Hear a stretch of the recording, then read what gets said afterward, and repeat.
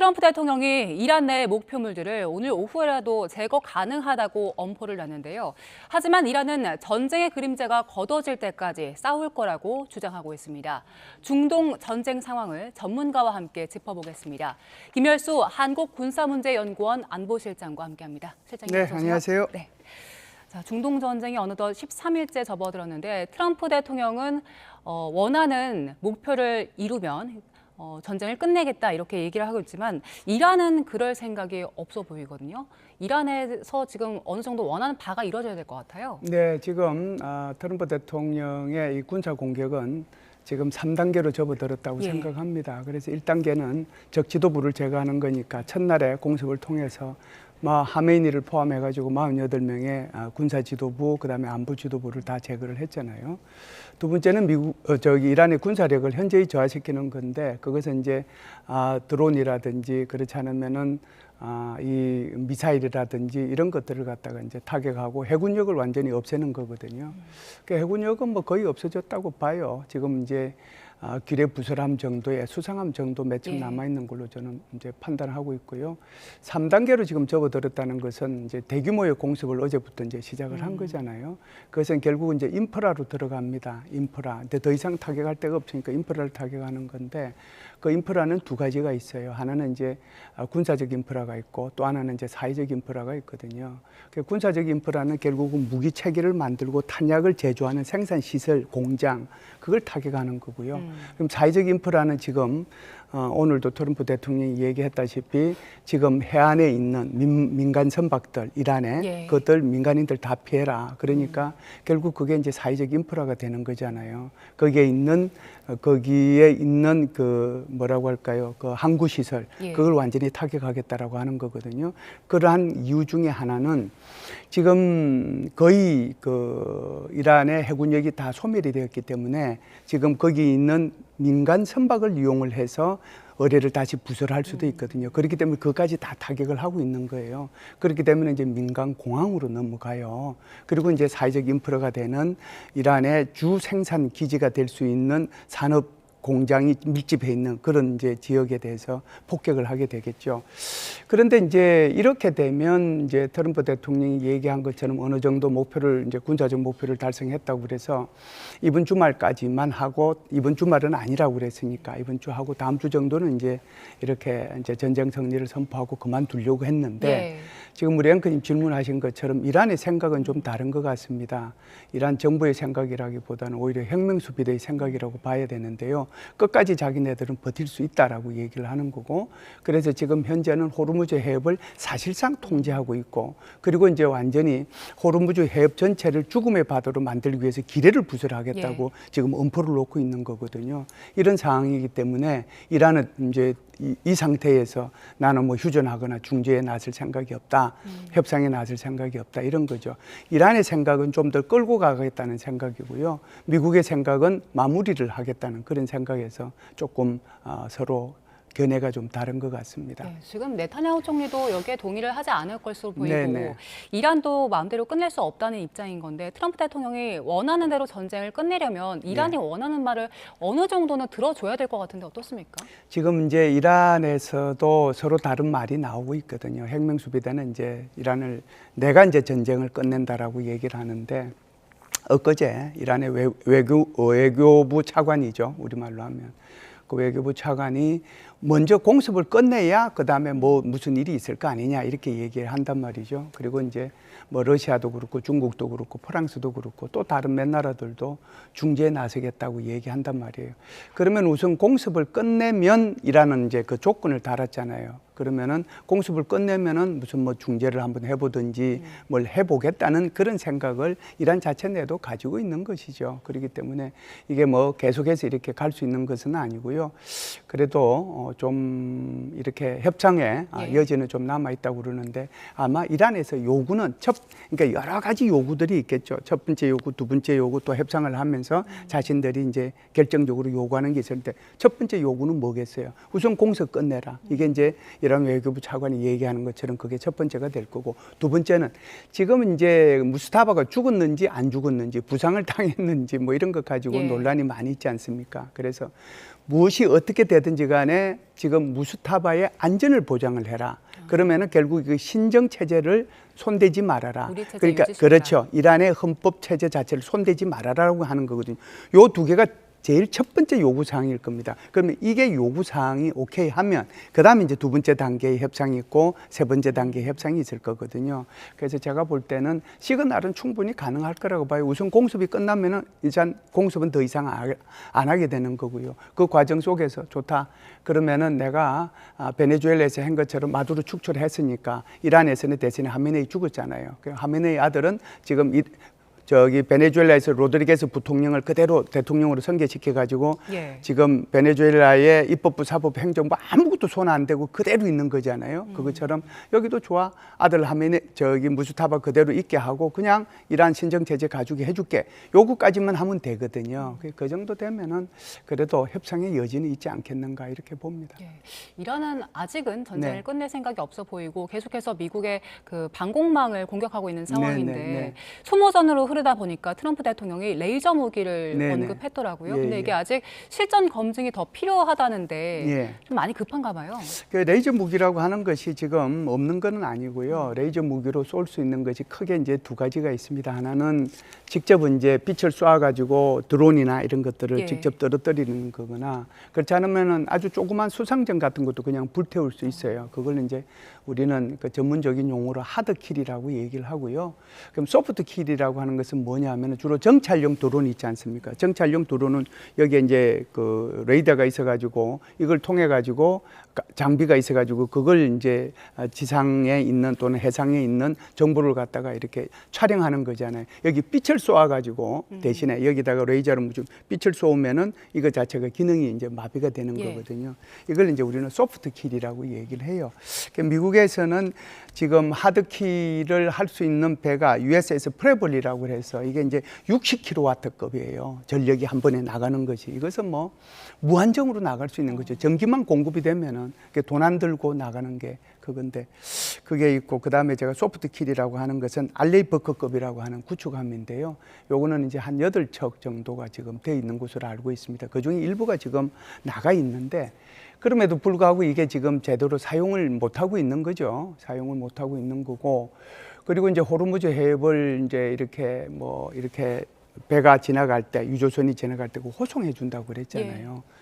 호송해 준다는 의미가 이런 배들을 염두에 두고 했어요. 그래야 이 유조선이 지나갈 때 옆에서 호송하면 원래 구축함에 장착되어 있는 스탠다드 미사일이라고 하는 SM-6 미사일, SM-3 미사일, SM-3 가지고 그건 워낙 가격이 비싸니까 그거 가지고 드론을 공격할 건 아니지만 그래도 이제 지나가게 되면은 지금 제가 좀 전에 말씀드렸던 하드킬 60kW급 그거 가지고 쏠 수 있거든요.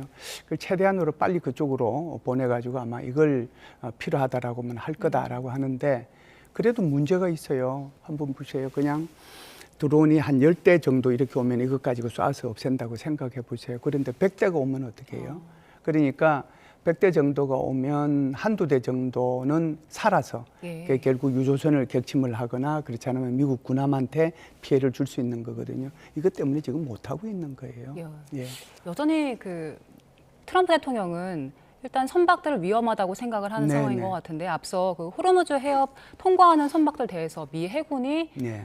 호송을 하겠다, 네. 지켜주겠다라는 얘기를 그렇죠. 했었는데 최근 나온 보도 보니까 그 호의를 요청했는데 트럼프 대통령은 이제 거절했다고 하더라고요. 이게 위험하기 때문이란데 앞으로 상황은 어떻게 흘러갈까요? 예, 지금 이제 이 문제 가지고 뭐 이제 유가가 널뛰기를 좀 한번 예. 했죠. 미국의 에너지부 장관이 호송을 한번 했다라고 하니까 바로 그냥 또 예. SNS에 그걸 지웠잖아요. 그러다 보니까 이제 유가가 급등락을 했는데 지금 사실상 해군에서는 전혀 뭐 능력이 안 되는 것은 아니지만 호송을 최악의 경우에 하라고 그러면 할 수는 있어요. 그런데 아마 이란의 입장에서 보면은 혁명수비대 입장에서 보면은 미국 군함이 호르무즈 해협에 들어오기만을 바랄 겁니다. 그러면 거기 그냥 바로 때릴 수 있다라고 생각하거든요.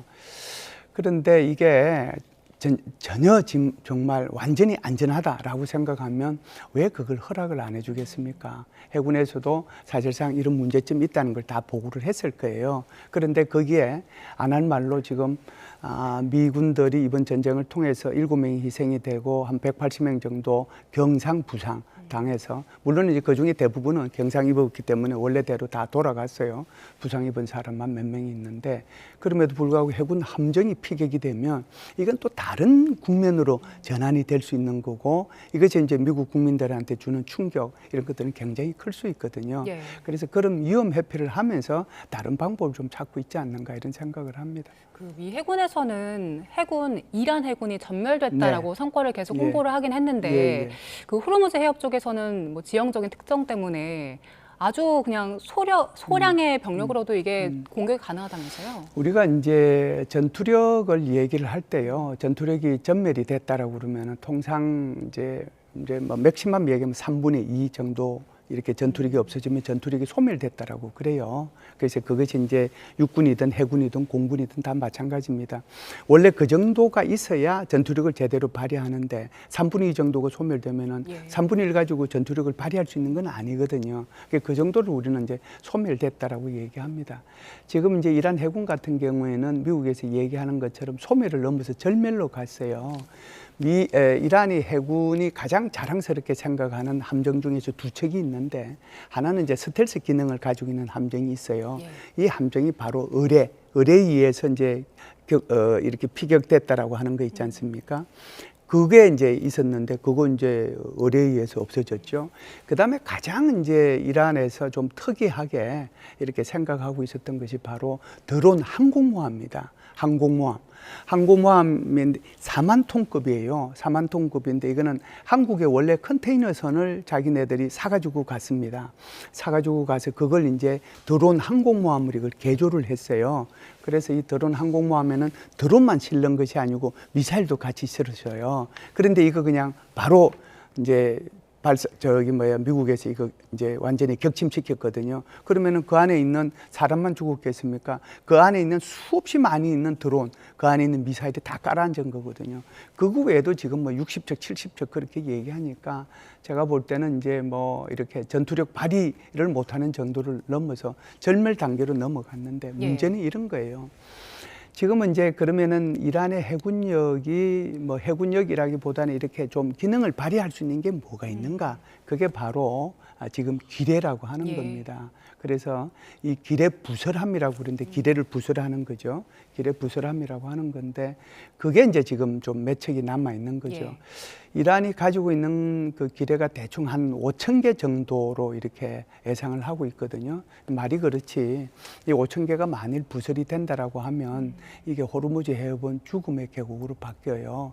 이 기뢰라고 하는 것이 내 팬과 너 팬, 적과 아군을 가리지 않고 배는 무조건 가서 이제 때리게 되거든요. 배가 지나가면 여기 기뢰가 이렇게 둥둥둥 떠다니다가 이렇게 이제 폭파해서 갈 수도 있는 거고, 그 다음에 이제 이 배가 지나가다 보면 자기장을 일으키잖아요. 또 배가 지나가면 수압이 좀 바뀌거든요. 그러면은 여기에 있는 기뢰가 요거 자기장 변하는 거 또는 수압이 바뀌는 것을 보고 그 배를 가서 때리는 거예요. 이걸 이제 감응 기뢰라고 얘기를 합니다. 그 기뢰 정도를 이제 이렇게 부설을 하려고 하는데 지금 이제 다른 외신에 보면은 그 중에서 뭐 몇십 개는 이제 이미 부설을 설치했다라고 이제 얘기를 하고 그러는데 트럼프 대통령이 만일 부설을 했으면 빨리 제거하라. 제거 안 하면 너희들이 정말 국가 재건이 힘들 정도로 이제 완전히 없애버리겠다. 그래서 지금 이란 내에 있는 민간 항구들, 민간 항구들, 거기에 있는 민간인들 다 피해라고 이렇게 경고를 준 이유도 그걸 지금 때리고 있는 거거든요. 그 민간 인프라잖아요. 이 정도 되면은 이제 이란의 입장에서도 생각을 해볼 거예요. 이걸 계속 기뢰를 많이 하게 되면 이게 이제 도움이 되는 건지. 왜 그러냐면 그거는 국적을 안 가리니까 지금 호르무즈 해협에 갇혀 있는 모든 배에 다 그게 해당이 돼요. 그리고 그게 이제 둥둥 떠다녀서 어디로 나오겠습니까? 인도양으로 나오게 되잖아요. 그럼 인도양을 지나가는 상선한테도 피해를 입히게 되는 아주 심각한 문제가 있어요. 그래서 이 부분은 이제 어떻게 할지는 모르겠는데 그럼에도 불구하고 이 기뢰를 제거할 수 있는 배가 없는 건 아니에요. 예. 전문적으로 그 배가 있어요. 그래서 기뢰라고 하는 것은 가장 많이 쓰였을 때가 제1차 세계대전, 제2차 세계대전에 쓰였고요. 6.25 전쟁 때도 우리가 이제 인천에서 상륙작전 한 것만 기억하잖아요. 미국은 함흥으로도 여기에 상륙작전을 하려고 그랬어요. 그런데 그때 당시에 이제 북한에서 여기에 기뢰를 이제 많이 뿌려서 사실상 군함이 들어가기가 곤란했던 그런 옛날 기억들이 있거든요. 그럼 이제 이것을 기뢰를 제거하는 것을 우리는 전문 용어로 소해함이라고 그래요. 그 소해함이 지금 이쪽에 지금 사우디아라비아 반도에 있는 GCC 국가에 미국의 소해함이 거기에 있어요. 근데 그것은 굉장히 비용이 많이 들고 또 오랜 시간이 걸립니다. 그만큼 우리가 육지에서 지뢰를 제거하는데도 굉장히 힘이 들지만 이 해상에서 지뢰를 제거하는 것은 더 어려워요. 그래서 그런 게 있다라고 하더라도 시간이 오래 걸릴 수는 있는 것이죠. 예, 이미 뭐 기뢰가 부설됐다는 보도도 조금 나왔기 때문에 여전한 네네. 위협으로 그렇죠. 보입니다. 자, 오늘 이야기는 여기서 마무리해 보겠습니다. 김열수 한국군사문제연구원 안보실장과 함께 이란 사태 짚어봤습니다. 고맙습니다.